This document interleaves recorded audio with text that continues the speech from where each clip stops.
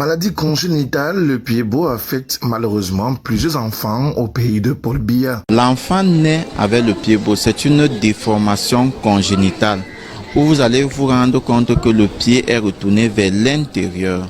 Ça peut être une déformation unilatérale ou une déformation bilatérale. C'est une cause idiopathique. Il peut arriver que tout le monde puisse faire un enfant qui souffre de cette maladie qu'on appelle le pied beau. Heureusement, grâce aux partenaires techniques du gouvernement camerounais, à savoir le bateau humanitaire Mercy Ship, ces enfants malades du pied beau sont pris en charge par les médecins camerounais. Les enfants malades du pied beau sont pris en charge par les médecins camerounais. Pied beau ne perd pas espoir car la technique appliquée au Cameroun porte des résultats. La méthode de Ponseti est le gold standard au Cameroun. C'est une méthode qu'on utilise de plus en plus pour la correction des pieds beaux. Le succès est à 95% à nos jours. Alors, elle consiste à faire des séries de plâtres, puis une incision du tendon d'Achille qu'on appelle la ténotomie, et enfin le port des attelles. Une bonne nouvelle pour ces enfants mal formés à la naissance, mais qui peuvent marcher normalement à la fin de leur prise en charge. Bien sûr, de bonnes nouvelles. Allez, tout de suite, on va parler de santé. Les genoux verront. Je ne sais pas si vous en avez déjà entendu parler, mais il s'agit justement de cette déformation marquée par l'absence de contact entre les deux genoux en station ou encore en position debout. Donc, on s'est fait fort de rencontrer un kinésithérapeute en la personne de Benoît Kama qui revient sur certains détails en termes, je vais dire, à titre préventif et bien sûr curatif. Il est kinésithérapeute. Nous vous invitons à le suivre avec beaucoup d'attention. Je suis heureux de vous parler ce matin des genoux varum. Les genoux varum, généralement, sont les déformations qu'on rencontre régulièrement auprès des enfants, des adultes. Le varum veut dire généralement, en termes de façon simple, ce qu'on appelle couramment les pieds arqués. Le genou se détache complètement de l'axe. Le patient est debout. On demande de fermer les pieds.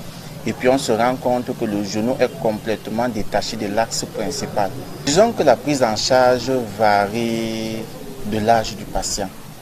Généralement, de la naissance à l'âge de 5 ans, on peut suspecter une carence en vitamine D.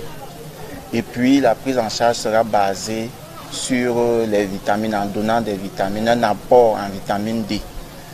Et au-delà de cet âge, on peut se dire que ça peut être un cas pathologique. Et on peut engager une prise en charge orthopédique pour un premier temps. S'il y a échec, orthopédique tourne autour des plâtres, des séries de plâtres qu'on peut faire pour essayer d'améliorer, pour ramener la déformation. Au cas où il y a échec, on peut continuer avec la prise en charge chirurgicale. On fera une ostéotomie. Ou encore, on pourra changer la tête de l'os pour créer une prothèse au niveau du genou afin de corriger complètement. Donc, cela peut se faire à tout âge. Toutes les personnes qui souffrent d'une quelconque pathologie, c'est généralement de se rapprocher auprès des formations sanitaires. Vous serez forcément consulté par un médecin généraliste qui pourra, selon les cas, voir où est-ce qu'il pourra orienter le malade pour sa prise en charge. Soit ce sera auprès d'un chirurgien, soit ce sera auprès d'un rhumatologue, d'un chirurgien orthopédique ou un rhumatologue, selon les cas qu'on pourra orienter. Parce que vivant avec cette déformation, le risque d'attraper les arthroses, les gonarthroses sera beaucoup plus élevé. Avoir la bonne information pour obtenir un traitement adéquat. Oui, le résultat est, je remercie les gens et donne le conseil à mes soeurs et mes frères. Chacun fait l'effort pour amener son enfant à l'hôpital. Pied beau jusqu'ici reste à une cause idiopathique. Lorsqu'on parle d'une cause idiopathique, ça veut simplement dire que la cause est inconnue. On continue à faire des études pour savoir qu'est-ce qui est réellement la cause de ce pied beau. Donc, au jour d'aujourd'hui, il est difficile de donner avec précision la cause réelle des pieds beaux. Par contre, pour les cas des pieds beaux secondaires, les causes sont beaucoup plus édifiées. Certains ont des causes neurologiques, d'autres ont des causes syndromiques, rattachées par un syndrome, comme le cas d'arthrogrypose. Traitement pour les nourrissons, il y en a. Pour le moment, nous utilisons la méthode de Ponseti. La méthode de Ponseti se résume en 3 grands points. Il y a un temps où nous posons des plâtres.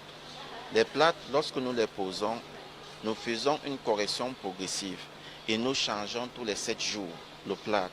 Passé à l'étape des plâtres, nous utilisons ce qu'on appelle les chaussures orthopédiques. Ce sont des attelles.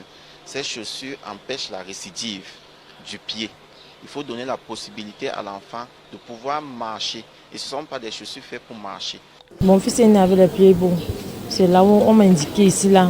Je suis venue ici et j'ai eu la guérison de mon enfant. Bon, je ne connaissais pas ce qui signifiait le pied beau. Le nombre de choses, je ne sais pas. Je n'ai jamais vu un enfant comme ça, là. Bon. La fréquence par mois, nous avons un pied beau chaque mois. À nos jours, le ministère de la Santé a ouvert un champ pour qu'on puisse renvoyer les données afin de pouvoir obtenir certaines statistiques à la fin de l'année. Donc le projet vient de prendre corps. Je pense que dans 2 ou 3 ans, on pourra donner des statistiques fiables. Le pied beau n'est pas une malédiction, mais peut entraîner un handicap s'il n'est pas traité. Club foot is not a curse, but it can lead to permanent disability if not treated. Club